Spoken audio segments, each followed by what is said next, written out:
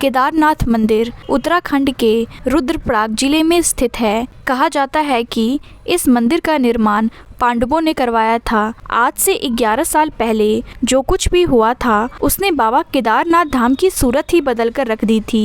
एक रात की बारिश के बाद मंदाकिनी ऐसी उफान पे आई मानो वो हर कुछ लील जाना चाहती थी। आज की वीडियो में हम जानेंगे कि 11 साल पहले उस रात को क्या हुआ था। 15 जून 2013 केदारनाथ घाटी में भारी बारिश शुरू हो गया। ऐसी बारिश वहां के लोगों ने पहले कभी नहीं देखी थी। 16 जून को भी बारिश जारी रही। इस दौरान केदारनाथ के आसपास के पहाड़ों पर, झीलों पर भी भारी मात्रा में पानी भर गया और ग्लेशियर भी पिघलने लगे थे। केदारनाथ में तीर्थयात्रियों, पुजारियों समेत अन्य लोगों की भारी भीड़ थी और वे बारिश रुकने का इंतजार कर रहे थे।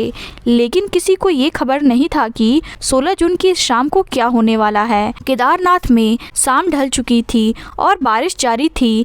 केदारनाथ के आसपास बहने वाली नदियाँ मंदाकिनी और सरस्वती उफान पर थी। खासकर मंदाकिनी का रौद्र रूप डराने वाला था। इसका स्रोत केदारनाथ के पास के पहाड़ पर चोराबाड़ी झील थी जिसमें पानी बहुत ज्यादा भर गया था। केदारनाथ के आसपास पहाड़ों पर बादल फट रहे थे। सभी तीर्थयात्री केदारनाथ मंदिर के आसपास बने होटलों और धर्मशालाओं में आराम कर रहे थे। पुजारी समेत अन्य स्थानीय लोग भी इस बात से अनजान थे कि केदारनाथ के लिए वो रात भारी गुजरने वाली थी। करीब रात के 8:30 बजे केदारनाथ में पहली बार मौत के भयानक मंजर से लोगों का सामना हुआ। लोग इधर उधर भागने लगे। हर तरफ लोगों की चीखों की आवाज सुनाई देने लगी। लैंडस्लाइड हुआ और मलबे के साथ पहाड़ों में जमा भारी मात्रा में पानी तेज रफ्तार से केदारनाथ की घाटी की तरफ बढ़ा और बस्ती को छूता हुआ गुजरा, जिसके अंदर कई लोग बह गए। लोग जान बचाने के लिए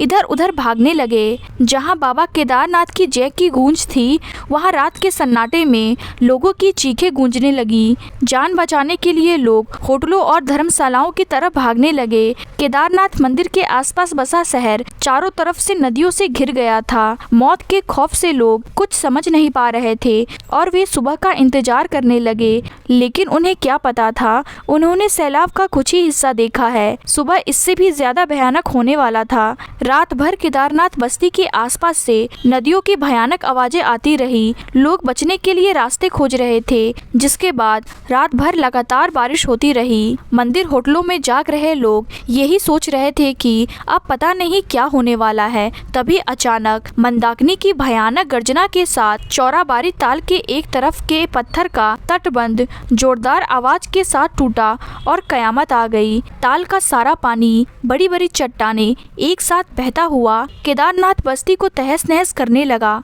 होटल, घर, दुकानों को मिट्टी में मिलाता निकल गया और साथ ही पीछे सैकड़ों मौतों का ऐसा मंजर छोड़ गया जिसको देखने वाले की रूह कांप गई। इनमें से कईयों का तो आज तक पता नहीं चला। कुछ मिनटों में ही केदारनाथ बस्ती की मकानों की जगह पत्थरों का मलबा था। इंसानों की लाशें जहां तहां बिखरी थी। चोराबाड़ी ताल से निकले तबाही के सैलाब के रास्ते में जो भी गांव आया वहां भारी तबाही हुई। लेकिन इस तबाही में केदारनाथ मंदिर बच गया, जिसके पीछे एक बहुत बड़ी चट्टान आकर रुक गई और सैलाब किनारों से गुजर गया।